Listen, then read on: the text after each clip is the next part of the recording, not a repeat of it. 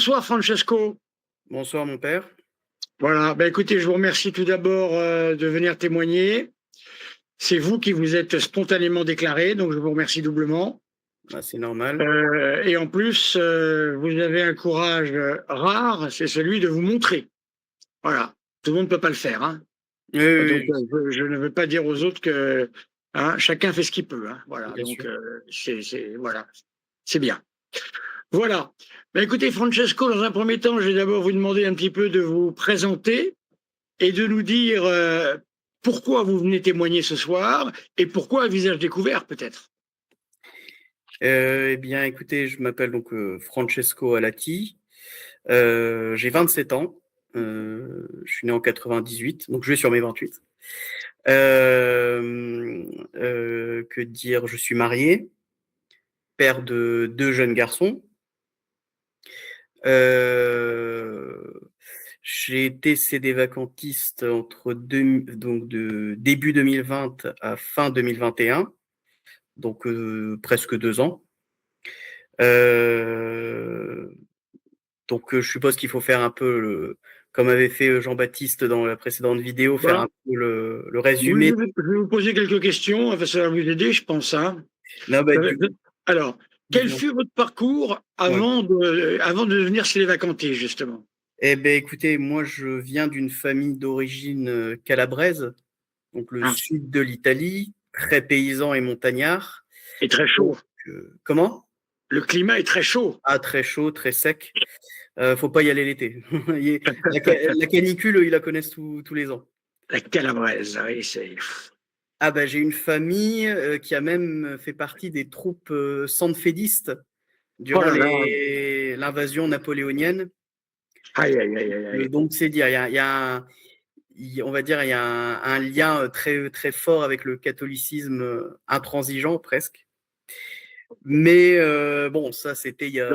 Le vrai catholicisme intransigeant. Exactement, exactement. Mais bon, ça c'était il y a presque 2 siècles. Depuis, ça a un peu changé. Donc la Calabre, ça reste quand même assez catholique. Mais de nos jours, c'est plus non plus ce que c'était. Mais d'un point de vue identitaire, il n'y a pas un Calabrais qui se dirait pas catholique, D'accord. encore de nos jours. Donc moi, je viens d'une famille comme ça. Mais ma grand-mère maternelle est pratiquante, ma marraine est pratiquante. Donc voilà, le catholicisme n'est pas étranger à ma famille. Mais c'est ceux qui sont en Italie. Ceux qui ont immigré en France, donc du côté de mon père, c'était mon grand-père dans les années 50. Et du côté de ma mère, c'est ma mère qui est venue en France dans les années 90. Eux, ils ont arrêté la pratique, plus ou moins en arrivant ici. Ce qui fait que moi, je suis né dans une famille de tradition catholique qui croyaient, mais qui pratiquaient pas. En tout cas, ceux qui étaient venus s'installer en France, donc entre autres mes parents. J'ai été baptisé à la naissance quand même. Quand j'étais au primaire, on m'a envoyé au catéchisme. Bon, c'était le fameux catéchisme coloriage. Ah là là là là. Oui. Voilà, Pierre vivante, pierre vivante. c'est ça, les chants cucu, C'est enfants de ça, Palestine et enfants d'Israël. c'est ça. Voilà. Donc, autant dire que j'ai rien appris. Je peux pas, honnêtement, je ne peux pas dire que j'en suis ressorti en sachant ne serait-ce qu'un seul des dogmes de l'Église catholique, hein. Est-ce que je savais? Ouais. Faudrait me remettre dans le moi de l'époque. Je saurais pas dire si, par exemple, j'avais conscience que Jésus était Dieu, vrai homme, Ouais, vrai Dieu, quelle était la nature de l'Église, la Trinité, la communion des saints. Honnêtement, je pourrais pas dire si à l'époque j'avais déjà entendu parler, peut-être vite fait, mais c'était évoqué, c'est tout. Bon, c'est pas pour autant que c'était les grandes années, les années terribles, ça, oui. c'est ça, c'est ça. C'était, j'ai fait ma première communion en 2010.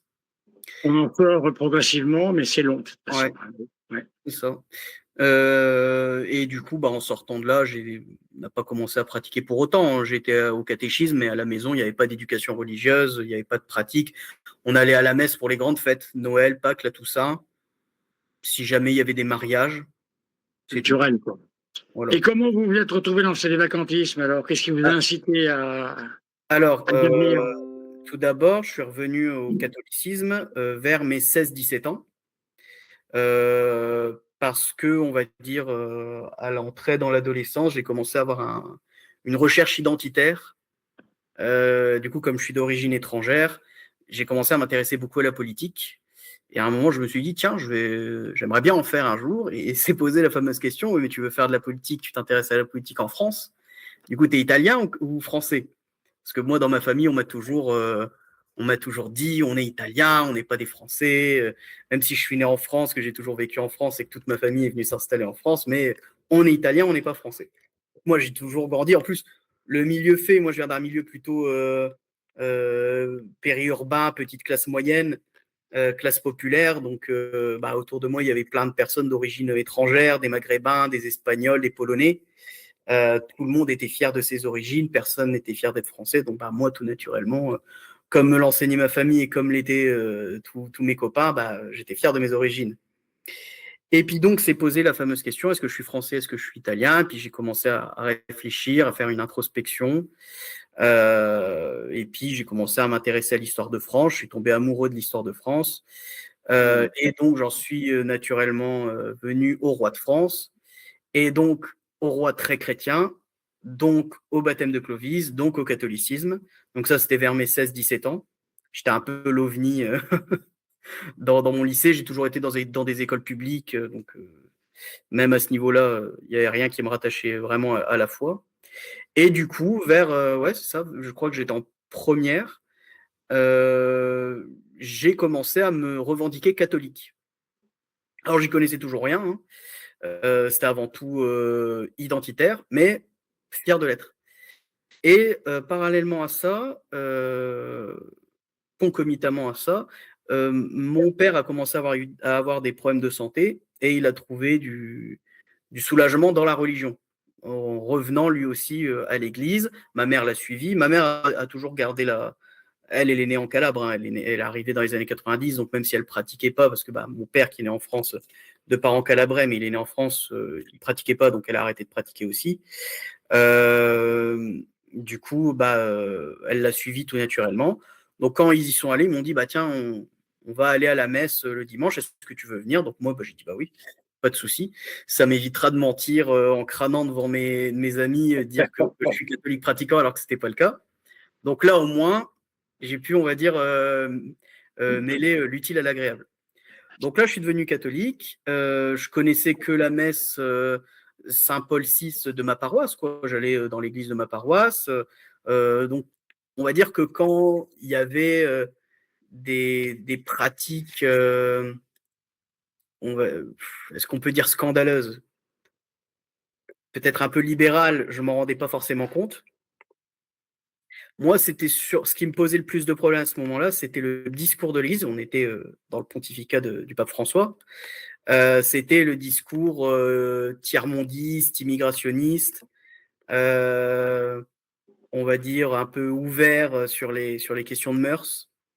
C'est ce qui me posait le plus de problèmes. Les questions liturgiques, tout ça, ça me passait, ou doctrinales, ça me passait un peu par-dessus la tête parce que j'avais pas conscience des questions qui étaient posées. Et c'est après, en fait, quand je suis allé à la fac, j'ai été pris à Sciences Po Paris. Donc, j'ai quitté ma famille pour aller m'installer dans une résidence étudiante à Paris. Et là-bas, j'ai découvert d'autres courants catholiques, et notamment des gens très conservateurs qui pensaient comme moi et qui connaissaient les traditionalistes. Donc, ce n'était pas des traditionalistes, hein, c'était des gens conservateurs, en plus Sciences Po, donc des fois de bonne famille, avec parfois même des origines aristocratiques. Donc, ils n'étaient pas tradis, mais ils étaient conservateurs, ils avaient de la sympathie pour les tradis. Donc, à partir de là, de plus en plus, un peu naturellement, au final, j'ai commencé à m'intéresser de plus en plus aux questions religieuses. Je me suis dit, bon, il serait peut-être temps. Je crois que j'avais eu quelques conversations avec des non-catholiques. J'étais incapable de leur répondre sur certains aspects. Je me suis dit, il est peut-être temps de te remettre un peu à niveau. Tout ça, je vous dis, ça s'est fait sur à peu près 3-4 ans. Hein, ça s'est fait progressivement. D'accord. Et donc, j'ai commencé à me renseigner de mon côté. Et après, Ouais. il faudrait peut-être que tu regardes, enfin, que tu vois pour refaire du catéchisme. Et à ce moment-là, du coup, j'ai commencé à me tourner vers les traditionalistes. Et il y a le Saint-Pédis? comment? Frate Saint-Pédis? Il y avait l'abbé Bilcock Ah oui, Bilcock, d'accord. de Saint-Nicolas du Chardonnay, donc la fraternité Saint-Pédis, C'est ça. qui avait mis en ligne des vidéos sur YouTube de catéchisme. Donc, j'ai pas été auprès de la fraternité Saint-Pédis, j'ai regardé les vidéos de catéchisme de l'abbé Bilcock sur YouTube. J'ai jamais été à Saint-Pédis, j'ai jamais été à une messe Saint-Nicolas du Chardonnay. Et même pour tout vous dire, avant d'aller chez CD Vacanti, j'avais jamais assisté à une messe Saint-Pie V. D'accord. En fait, pour moi, le traditionnalisme, tout ça, c'était plus une question d'opinion. Se dire traditionnaliste, mais pour autant aller à la messe paroissiale, une messe Saint-Paul VI paroissiale, ça me paraissait pas déconnant. J'avais pas conscience que pour Saint-Pie X, c'est Eh oui, il faut du temps, hein, il faut du temps. Pour et faire un peu. comment? Il faut du temps pour prendre conscience de certaines Ah, choses. ben, c'est ça, quand vous n'êtes pas dans un milieu comme vous évoluez pas dans un milieu catholique outre la pratique quotidienne, parce que mes parents ont beau être venus à la messe tous les dimanches, ça s'est arrêté là. Oui, c'est ça. Ça s'est arrêté là. Et même Alors des donc fois, donc vous avez été orienté plutôt vers le vacantisme assez rapidement alors. bah, c'était vers 2019. Donc, D'accord. je suis revenu à la pratique religieuse vers 2015. 2016, j'ai mon bac, je pars à Paris m'installer. Vers 2019, j'entends parler des CD vacantistes. D'accord. Et je commence petit à petit à m'intéresser à tout ça. Mais pareil, pour moi, ça restait de l'ordre de l'opinion. C'est des D'accord. vacances. On entend beaucoup, surtout à l'époque du pape François, beaucoup de conservateurs qui disaient non mais François c'est pas mon pape. Voilà. Moi je préfère. Ou alors même avant Benoît XVI, les plus progressistes, les catholiques les plus progressistes disaient ah non lui c'est pas mon pape. Eh oui, c'est Donc ça. Oui. c'est des Des opinions. opinions. C'est des opinions assez. Les catholiques ne se rendent pas compte de ce que ça implique de dire de pareilles choses. Non, c'est pas mon pape. De nos jours, les gens se rendent plus compte. Là, maintenant, avec Léon XIV, c'est quand même un peu plus. Ça s'est un peu calmé. Mais à l'époque du pape François, c'était quand même. Oui. Voilà. Du coup, moi, dans cet état d'esprit-là, de François, c'est pas mon pape, c'est un hérétique, parce que bah, je confondais hérésie, scandale, et puis pour moi, bon, voilà, c'était pas si grave que ça de dire qu'il était hérétique, c'était de la posture. C'était de la Mhm. posture avant tout. Donc, au final, j'ai fini par découvrir les CD vacantistes. Pour moi, c'était une opinion. J'étais CD vacantiste, mais je continuais à pratiquer catholiquement, aller à la messe paroissiale le dimanche. Quand je revenais dans le Nord pour les vacances, j'allais à la messe avec mes parents. Bon, voilà, y a pas de, pour moi, il n'y avait pas de contradiction. Et puis, en parlant de mes opinions CD vacantistes, j'ai fini par rencontrer, enfin, c'est pas que j'ai fini par rencontrer, mais il s'est avéré que l'un des étudiants qui était dans ma promotion à Sciences Po connaissait un CD vacantiste, un jeune de notre âge qui était très investi dans la pseudo-chapelle de l'IMBC à Paris Le euh, Carabalais. et qui était même le modérateur du Discord des jeunes de cette chapelle. Et du coup, il m'a fait rencontrer ce CD vacantiste et son intransigeance m'a beaucoup plu. J'avais quoi? J'avais 20 ans à ce moment-là. Ah bah 20 ans évidemment. J'étais en recherche de radicalité C'est et ça. je suis du genre à pas aimer suivre le mouvement. Ce qui fait qu'à Bah, Sciences Po, la radicalité se caractérise surtout à gauche. Donc moi, plus on me dit, les élèves et les profs aussi, plus on me dit qu'il faut être de gauche, plus je vais aller dans l'autre sens. Et comme moi, j'avais une sensibilité religieuse, je ne me suis pas dirigé vers, je ne sais pas, le fascisme ou le néonazisme ou je ne sais pas quoi. Bah, je me suis dirigé vers toujours plus catholique. Et du coup, bah, forcément, rencontrer un CD vacantiste qui vous dit non, mais depuis Vatican II, en fait, c'est hérétique. Roncalli, Montigny, Wojtyla, Ratzinger, Bergoglio, tous des hérétiques, ce ne sont pas des vrais papes. Bah, ça vous fait quelque chose. Ça vous fait quelque chose. Quand vous êtes jeune, vous n'avez pas conscience. Et puis, bon, comme j'avais suivi le catéchisme de l'abbé Bilcock, j'avais regardé quelques vidéos, tout ça, il n'y a qu'un pas, en fait, à faire entre. Là, on le voit en plus avec les passions qui se déchaînent sur les réseaux entre pro-fraternité, anti-fraternité. Quand j'entends, sincèrement, quand je lis des fois des commentaires de lefévristes, je me dis, c'est des vacantistes, hein, c'est juste Bien sûr, il y a la qu'un divinité pas. Il y du a qu'un pape, pas. mais sinon, c'est les mêmes mots, les mêmes discours. Et donc, bah, à partir du moment où lui, il m'a dit, bah oui, mais c'est normal qu'en fait, ils disent, enfin, Vatican II et les faux papes, comme il me dit, de Vatican II, entre guillemets, faux papes, sont des hérétiques, et bah pour moi, ça a été une évidence. Ah bah oui, bah oui. Finalement, la position de la fraternité Saint-Pie X m'est apparue comme une position de facilité. Puis moi, bon, on va dire, j'avais rien à perdre, hein, j'ai pas une famille qui est là-dedans, Oui. quoi que ce soit, donc voilà. Donc il m'a dit, écoute, dimanche prochain, viens à la messe, à l'IMBC, il m'a donné l'adresse. J'y suis allé, donc c'était une salle polyvalente qui la semaine sert à autre chose, hein. Je crois même qu'il faisait un cours de danse, si je me trompe pas, la semaine dedans. Ah oui, carrément, oui. Ouais, il me semble, hein, il me semble. Alors, il installé un hôtel là-dedans, qu'est-ce qu'il faisait alors? Bah, il y avait un hôtel qui Portatif, c'est un truc allait, portatif, quoi. c'est ça, c'est ça. Bon, Du plateau. ils essayaient quand même de faire un peu joli sur l'hôtel, hein, mais Oui, après, c'est ça. bon, pour l'assemblée, c'était des chaises pliables, voilà quoi. Oui, c'est ça, d'accord. Oui, bon, il y a pas de, oui, à part l'hôtel, c'est sûr, il n'y a pas de décorum. Alors, donc vous étiez à Paris, en fait, hein, c'est ça, hein? Oui, je Dans faisais une mes chapelle études parisienne. D'accord. à Sciences Po Paris. Donc D'accord. j'étais en résidence étudiante et puis universitaire à Paris. Alors, est-ce que vous pourriez nous décrire un peu votre vie de chez les vacantistes et nous dire des anecdotes marquantes pour les gens, pour qu'ils comprennent bien ce qu'était votre vie de chez les vacantistes? Ouais. Bah écoutez, ma vie de CD vacantiste, comment dire, j'allais à la messe tous les dimanches, enfin le pseudo-messe Ouais. tous les dimanches. On se Jamais comprend. en semaine, hein. Je Jamais dis en pas semaine. comment? En semaine, comment ça se passait en semaine? Si vous C'était, percevez pas de messe en semaine. écoutez, je saurais plus dire s'il y avait des messes organisées, mais en tout cas j'y allais le dimanche. Il me D'accord. semble que le mercredi ou le jeudi, il y avait un salut au Saint-Sacrement.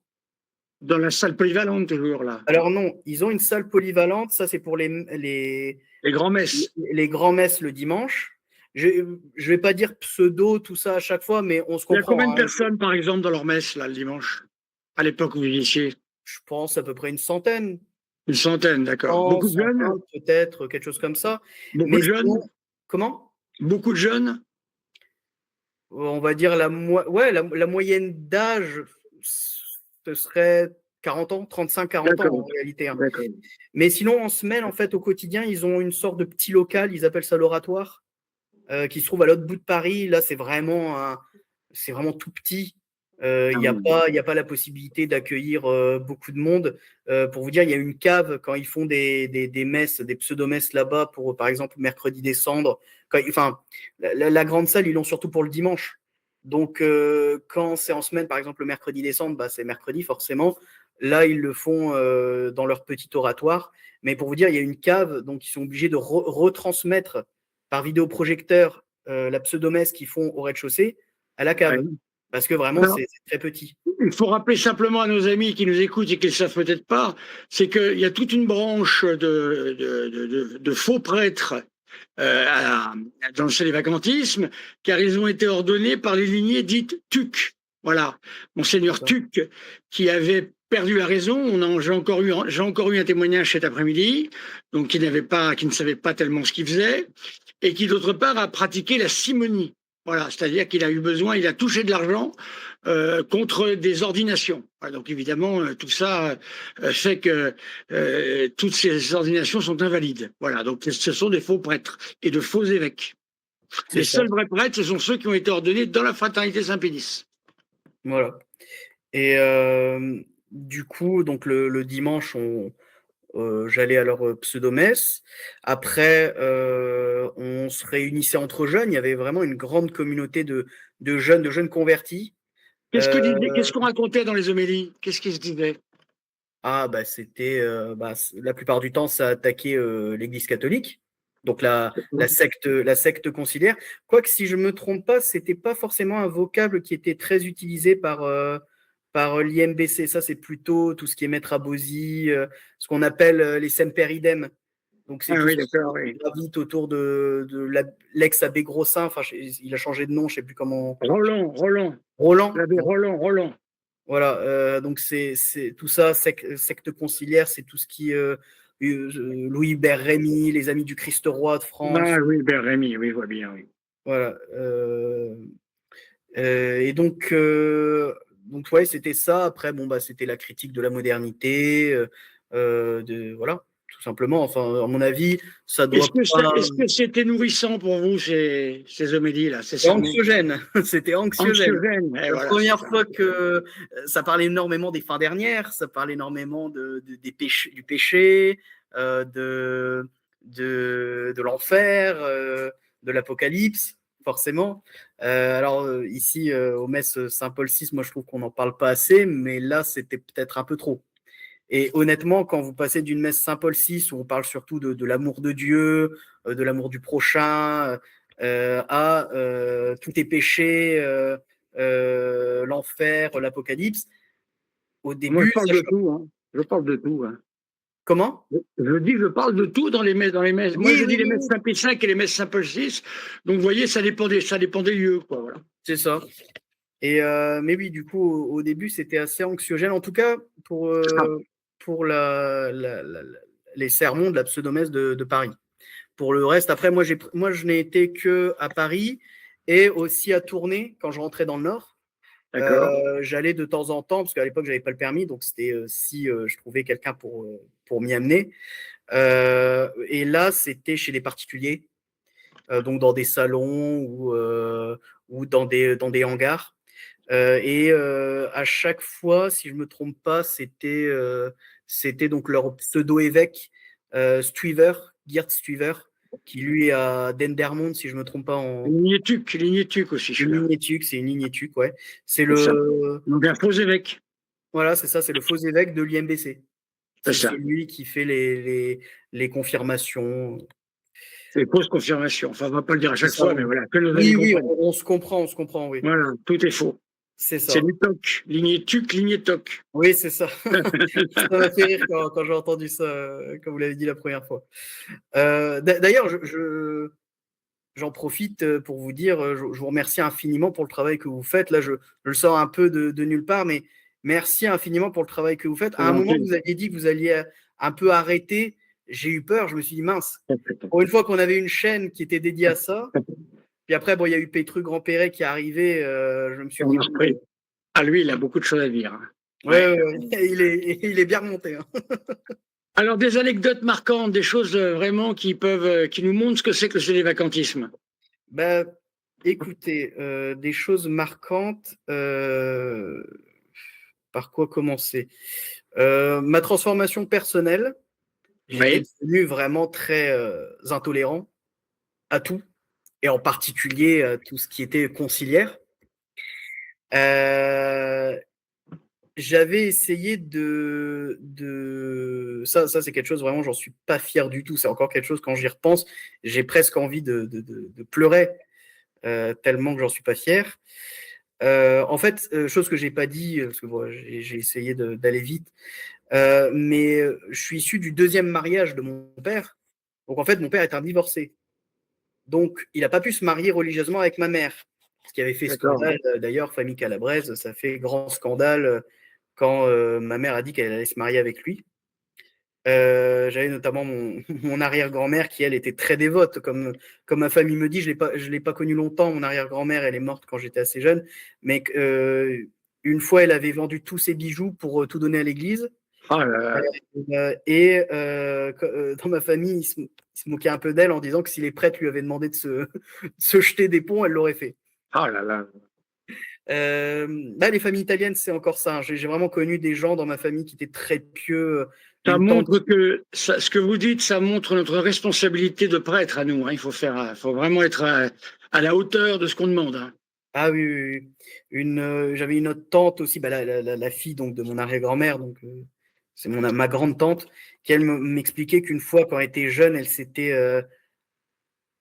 elle était empreinte de religiosité et devant un lever de soleil, elle s'était jetée à genoux par terre et elle avait glorifié Dieu de la beauté du monde qu'il avait créé. Magnifique. Moi, quand elle m'a raconté ça, je n'étais pas encore sédévacantiste à ce moment-là, mais je Magnifique. commençais à aller de plus en plus dans la religion. Moi, elle m'a raconté ça, c'était une grande bouffée d'air frais. J'ai trouvé ça C'est tellement, très beau, tellement c'est beau. très beau, c'est très beau, bien Très beau, sûr, c'est bien sûr, bien sûr. Et D'ailleurs, donc, on trouve beaucoup de sainteté chez les laïcs aujourd'hui, hein. Moi, c'est ce que je remarque. oui, oui, oui, oui, surtout chez les jeunes, parce que là, du coup, bah, à la messe, bah, après, peut-être on y reviendra Ouais, sur on y reviendra, oui.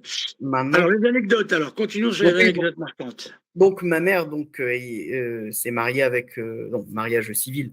Ils ont juste reçu une bénédiction individuelle au moment où ils se sont mariés civilement, mais ils n'ont pas pu recevoir de sacrement. Euh, mais donc, quand je suis devenu sédévacantiste, le pseudo-prêtre j'en ai parlé vite fait avec le pseudo-prêtre de l'IMBC de Paris, qui m'avait dit que bah, ils étaient en état de péché mortel et qu'il fallait qu'ils se séparent pour pouvoir espérer le salut de leur âme ou Ah là là là à là tout là. du moins vivre en frères et sœurs. Oui, ça d'accord, oui, oui, ça Mais c'est ça avait pareil. été, mais ça avait été quand même assez radical, hein, quand il me l'avait dit même par mail. Je pourrais retrouver le mail, je m'en souviens. Que quand j'avais lu ça, j'emmenais pas large. Hein, c'est mes parents quand même, hein, donc forcément. Et du coup, je me souviens très bien d'une fois où j'ai pris ma mère entre quatre yeux et je lui ai dit, mais tu te rends compte que tu es en état de péché mortel là en fait. Ah là là là là, Ah, c'est évidemment. terrible, hein. Oui, oui, C'est ben, bien terrible, sûr, hein, mon bien père. sûr, Vous vous rendez compte à bien quel sûr, point bien sûr, on bien devient sûr. méchant? Bien sûr. Et bon, bah après, voilà, dès que je pouvais parler religion avec un conciliaire, comme ils disent, bah, avec un catholique du coup, mais je me considérais comme étant l'un des derniers vrais catholiques qui soit. Bon, bah voilà, tout de suite j'étais dans l'attaque. Je me souviens pareil d'une autre tante à moi qui, elle, vient à la messe ici dans ma paroisse, elle aussi d'origine calabraise. Hein. De toute façon, dans ma famille, ils sont tous d'origine calabraise. Et je me souviens une fois d'une dispute, hein, virulente au sujet du pape François. Mais elle comprenait pas. Hein, elle a 70 ans maintenant, donc elle comprenait pas, hein, ce que je racontais. Euh, Sinon, bah, écoutez, des anecdotes marquantes, à part le fait que bah ouais, dès que je pouvais, je parlais, je distillais le poison, c'est les vacantistes à qui voulaient l'entendre, mais sinon, j'étais assez Est-ce que calme. dans la, est-ce que vous aviez remarqué que vous viviez la charité dans cette chapelle C'était entre pas vous? c'était pas, disons que c'était pas spécialement ce que je recherchais là-dedans, déjà. Oui, oui, c'est Quand on ça. va là-bas, on recherche une pureté de foi, une pureté de doctrine. C'est ça, une Voilà, personne doctrine, oui. c'est ça. C'est la doctrine. C'est pas comme les protestants, juste la Bible. C'est juste le magistère. C'est ça. Et voilà, c'est le magistère, le magistère, le magistère, telle encyclique, tel pape Mais en prêtre. fin de compte, oui, en fin de compte, c'est quasiment du protestantisme, parce que en fin de compte, tout est basé sur le magistère interprété selon celui qui le lit. C'est Donc pas ça, interprété par l'Église, et c'est ça le vrai problème. c'est ça. Mais sinon, je tiens quand même à dire que honnêtement, j'ai rencontré, en tout cas à l'IMBC de Paris, chez les jeunes, beaucoup de gens vraiment, vraiment bien. Oh Vraiment là bien. là, J'ai un très bon quel, souvenir de quel beaucoup de drame. jeunes qui, bah, je pense qu'ils sont encore là-bas, malheureusement, et avec qui je m'étais lié d'amitié, qui étaient sympathiques, avec qui on faisait on se voyait même en dehors du cadre religieux pour voilà, parler de tout et de rien. Et parmi lesquels, d'ailleurs, il y avait Ah bon, et ouais, ouais, ouais, qui était, avec qui j'étais très proche, avec qui je m'entendais très bien. C'était un bon gars. il a Euh, été formé par Maître Abosi. Ah bah, oui, oui, là, c'était. Ouais, alors c'est un pur produit, quoi. Ah, c'est un pur produit, donc vous vous doutez bien que niveau. La haine de l'Église, la La haine des haine était là, prêtres, était très la haine du prégnante. pape, c'est ça. Mais encore une fois, j'étais pareil. Je vais pas, c'est Bah pas, oui, oui, oui, c'est d'accord. hypocrite de ma part de de lui jeter, enfin, de leur jeter la pierre parce que j'étais pareil, hein.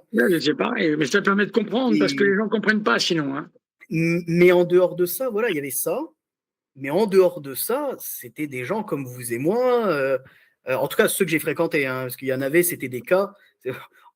Entre jeunes là, avec qui j'étais plutôt proche, on les appelait les golems de l'abbé. Ah oui, Parce que c'était un profil particulier de gens, de jeunes psychorigides un peu, euh, ouais. qui étaient les yeux et les oreilles du pseudo-abbé de là-bas. Et ils se Euh, destinaient à devenir séminaristes, tous ces jeunes-là? Pas spécialement, non, je pense que honnêtement, ils auraient bien aimé trouver une femme. Je pense Ah que oui.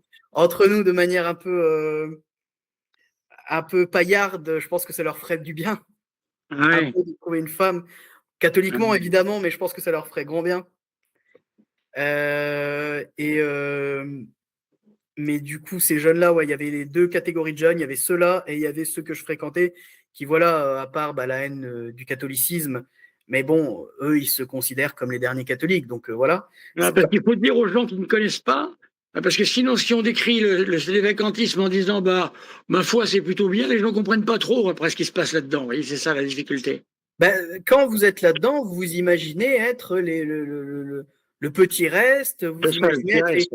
les martyrs des premiers siècles sous l'Empire romain, vous imaginez être les Vendéens et les prêtres réfractaires, vous imaginez être les Et voilà. Christéros, les Japonais à l'époque du shogunat, quand le catholicisme a été interdit et persécuté, vous imaginez ça. Et quand vous voyez en face, vous identifiez l'Église catholique comme étant une fausse Église, usurpatrice, une église conciliaire, moderniste, hérétique, et qui usurpe le nom, C'est la ça. réputation, les lieux, la richesse, tout ce que vous voulez du vrai catholicisme authentique, bah vous avez la haine.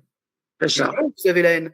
Donc c'est pour Donc ça que, la haine est savamment entretenue tout de même dans ces milieux-là, hein. ah bah oui, en Et même temps, voilà, voilà, mais il faut le dire, il faut que les gens comprennent quand même ça, parce que sinon, ils ne comprennent pas. c'est l'ennemi à abattre, hein, c'est Ah, l'ennemi à la abattre. haine à battre, c'est ça. Mais encore une fois, après, c'est parce que j'allais dire, c'est plus chez des gens comme Maître Abosi que l'IMBC, mais l'IMBC aussi, c'est juste que on parle moins avec moi personnellement, même si j'allais à la messe IMBC et que enfin la pseudo-messe IMBC et que bah, j'étais quand même régulièrement en contact avec leurs pseudo-prêtres, bah, j'écoutais souvent Maître Abosi. À l'époque, je crois qu'à l'époque, il n'y avait pas encore Maccabée, tout Il y ça. avait le dénommé Maccabée, là. Je crois pas à l'époque. En tout cas, Ah moi, oui. il n'était pas très connu, hein. Si c'était le cas, moi, Maccabée, c'est le Charlie Hebdo de chez eux.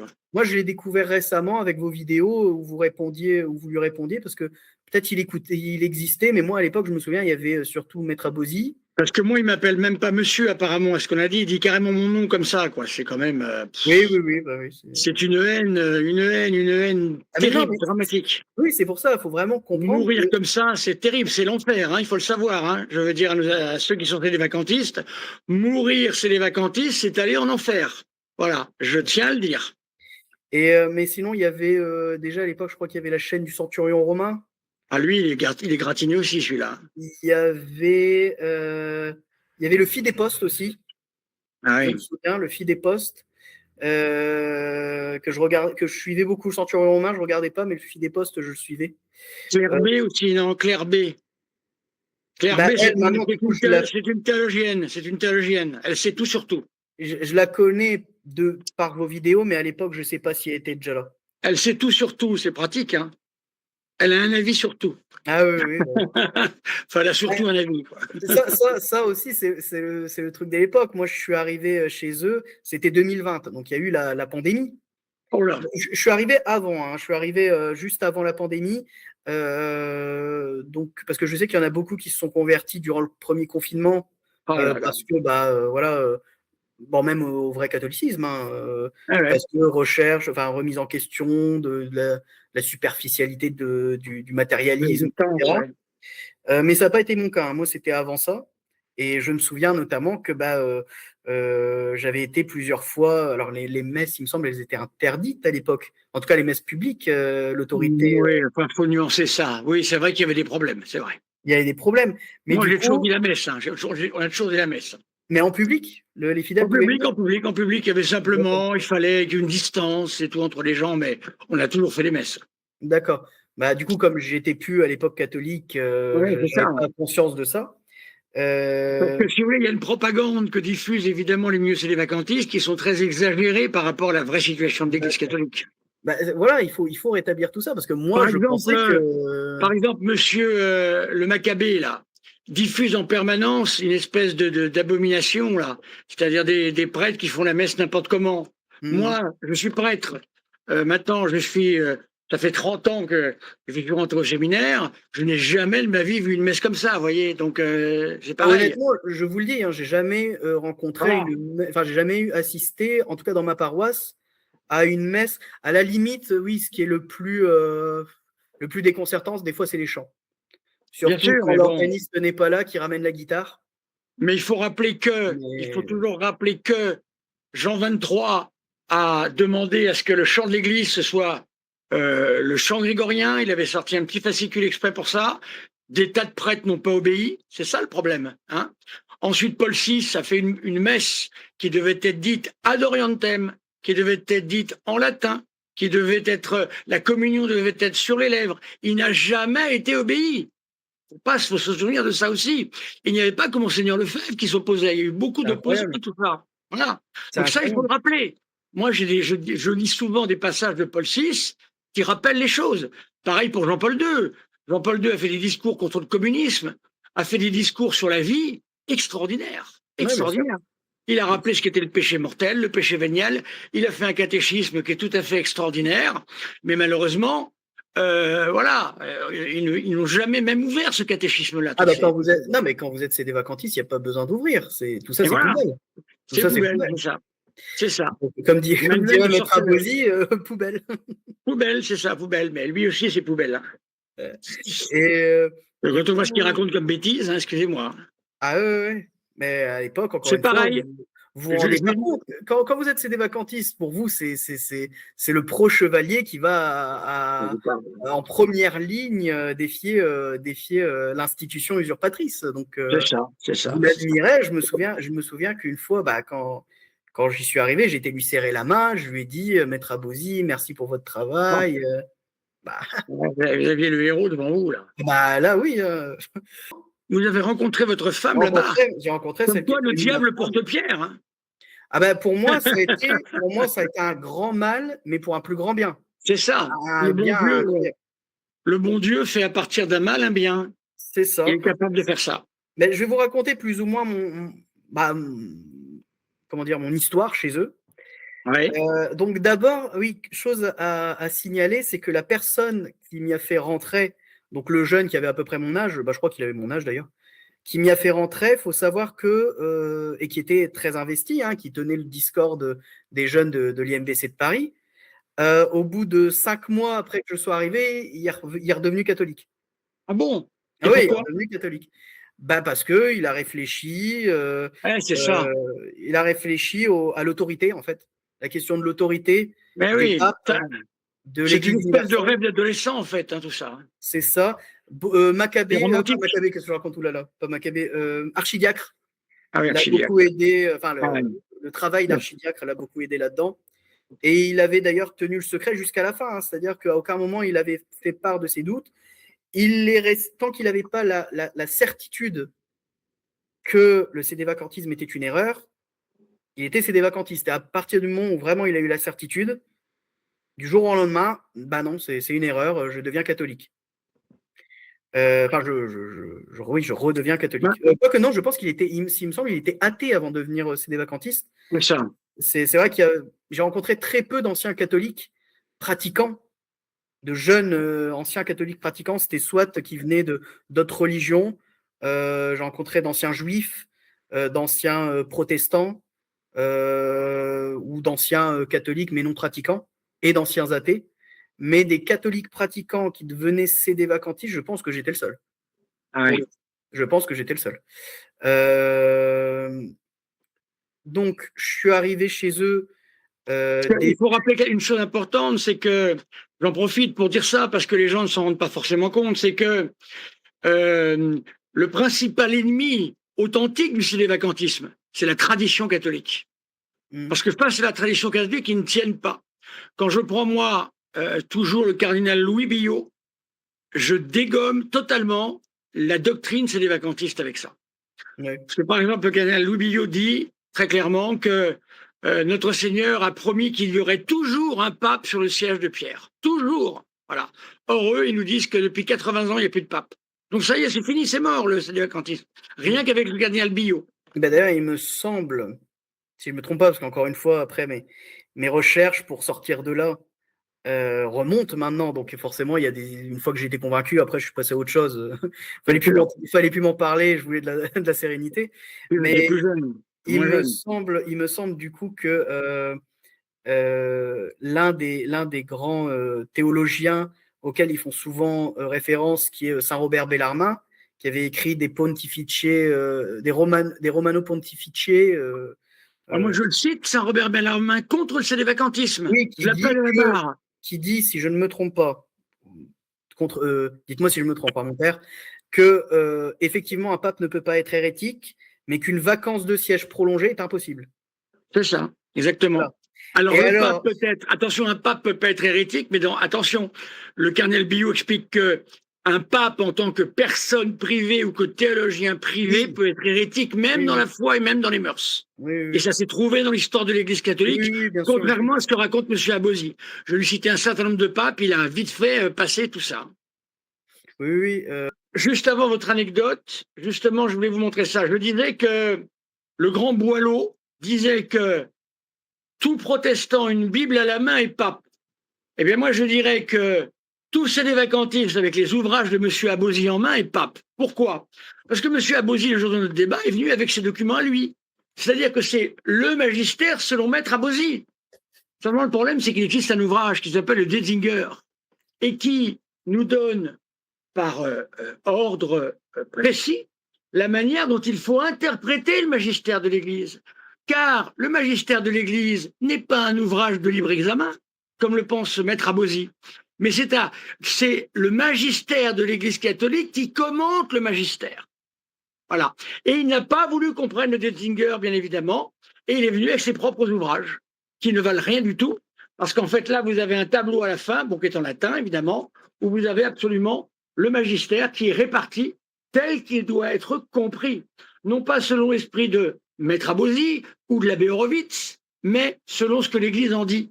Et là-dessus, il y a bien évidemment tout ce qu'il faut pour être un ouvrage reconnu par l'Église, imprimature, imprimipoteste, etc.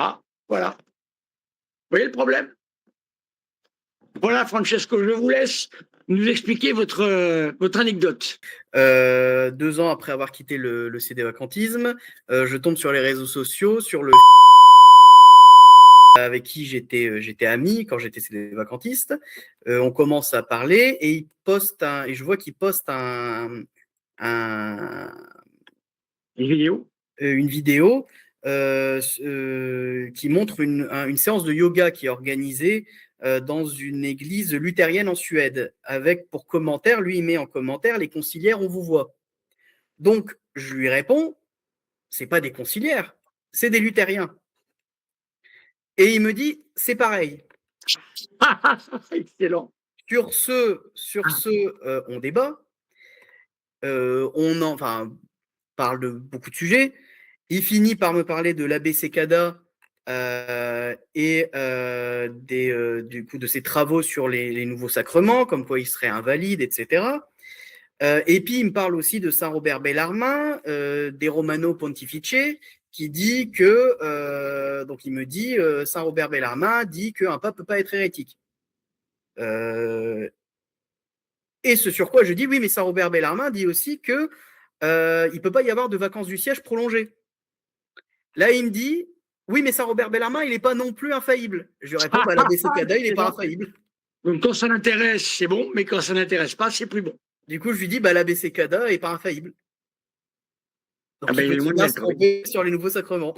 Et ça s'est arrêté là, la conversation, et depuis, on a arrêté de parler. Alors, ce que dit Saint Robert Bellarmine, je le dis pour nos amis aussi, parce que j'en profite.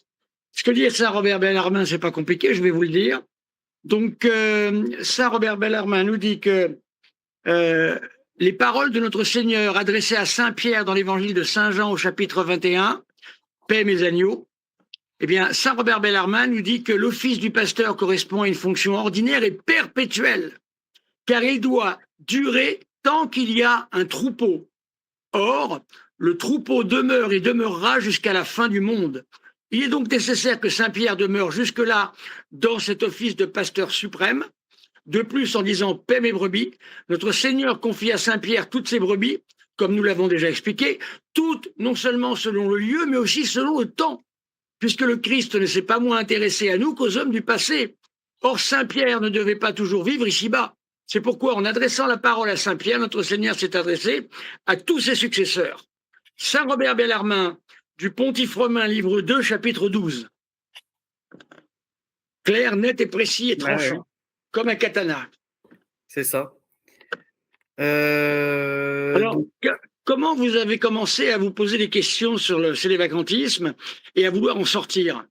Alors, avant tout, ça a été des raisons plus personnelles, enfin plus, on va dire, sentimentales que doctrinales, on va dire. Ça, c'est arrivé après.